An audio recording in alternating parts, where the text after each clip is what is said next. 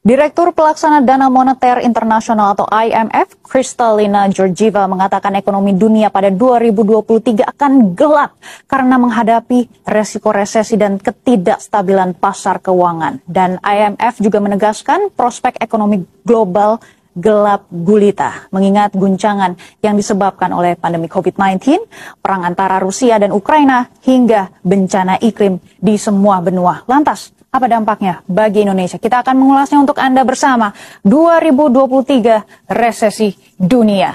Dan mari kita lihat bersama, resesi ekonomi adalah momok bagi semua negara di dunia dan fenomena ini memengaruhi sektor pajak, investasi, bahkan kualitas hidup masyarakat. Dan perekonomian global belum sepenuhnya pulih dari dampak pandemi COVID-19. Seperti IMF, Bank Dunia, dan juga Presiden Joko Widodo juga mewanti-wanti adanya ancaman resesi. Dan Pak Jokowi juga menegaskan kembali mengenai resesi global tahun ini sulit dan tahun depan sekali lagi saya sampaikan akan gelap dan kita tidak tahu badai besarnya seperti apa, sekuat apa dan tidak bisa dikalkulasi.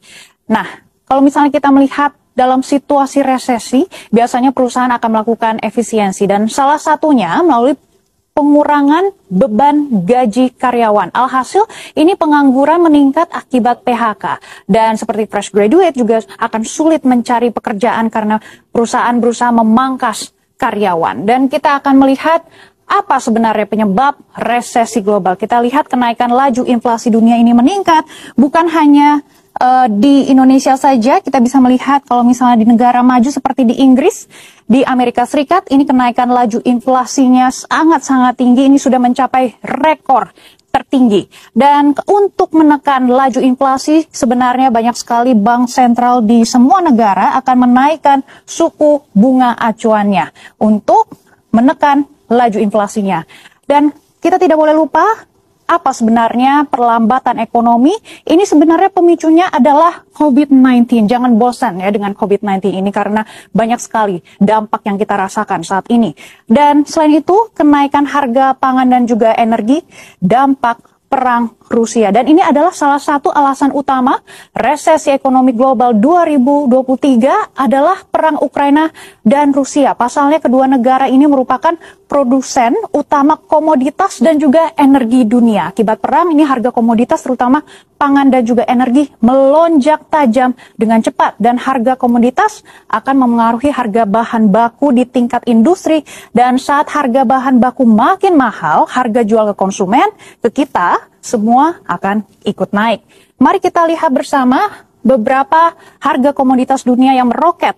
Ini kita mempunyai datanya seperti gas alam sudah naik 125,8%, batu bara naik 166%, minyak Brent naik 45,7%, minyak sawit mentah atau CPO ini juga sudah naik 20,9%, gandum, beras naik 55,6%, jagung naik 31,5%, dan kedelai juga naik 28,1%, dan biji-biji yang lainnya naik 15,5%. Kenaikan harga komoditas ini sebenarnya sangat mendorong inflasi, dan kita juga melihat Indonesia sebagai negara komoditas ini sangat penting untuk menyoroti harga-harga komoditas. Dan bagaimana dengan proyeksi pertumbuhan ekonomi skenario resesi global? Kita lihat secara keseluruhan, ekonomi global di tahun 2022 ini diprediksi akan bertumbuh 2,8%, dan di tahun 2023 ini sangat melihat angkanya ini kita semuanya deg-degan ya, soalnya ini sudah di bawah 1%.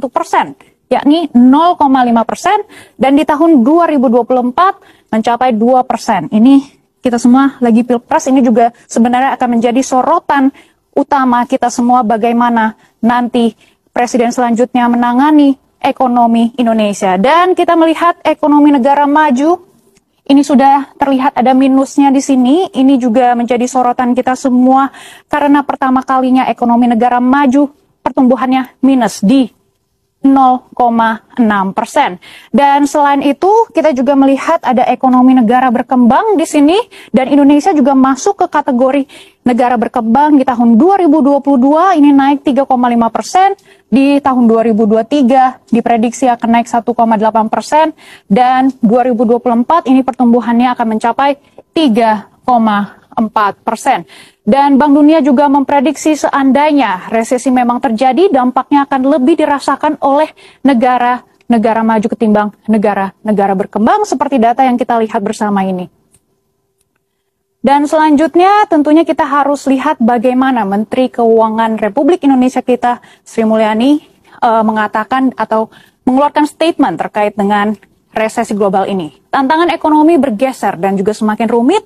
Dahulu didominasi karena pandemi dan sekarang adalah kenaikan harga, pengetatan moneter negara maju yang menyebabkan suku bunga naik dan perlambatan ekonomi ini, dan resikonya juga harus kita waspadai bersama. Dan bagaimana solusinya? Kita lihat bersama. Ini adalah beberapa catatan dari Bank Dunia IMF. Mereka sebenarnya mengeluarkan beberapa saran untuk pemerintah Republik Indonesia untuk menjaga pemulihan ekonomi tetap tumbuh dan daya beli masyarakat terjaga, dan juga APBN dijaga tetap sehat dan kuat untuk menghadapi tantangan